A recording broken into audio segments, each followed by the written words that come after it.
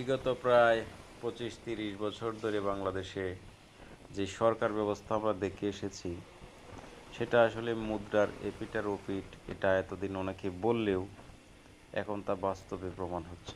দেখেন, নতুন সরকার এসেছে 2-3 মাস হলো, কোথায় আইন শৃঙ্খলা পরিস্থিতির উন্নতি ঘটাবে? কোনো উন্নতি নাই, উল্টো আরও জনগণের উপর বিভিন্ন ট্যাক্স বসাচ্ছে।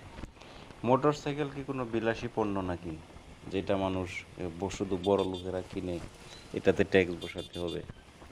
যারা যারা বাইকার রয়েছেন, প্রত্যেকের জায়গা থেকে আওয়াজ তুলুন। এ ধরনের অন্যায় ট্যাক্স আমরা মানি না, মানব না। প্রয়োজনে আন্দোলন হবে, প্রয়োজনে রক্ত দিতে হবে। কারণ এই দেশে আসলে আমরা যত সংস্কারই চাই, দেখেন সংস্কারের কথা বলে এখন সংস্কারের কোনো খবর নাই। নেপাল সরকার এসে ট্যাক্স কমাচ্ছে, তামিলনাড়ুতে কমাচ্ছে, আর আমাদের সরকার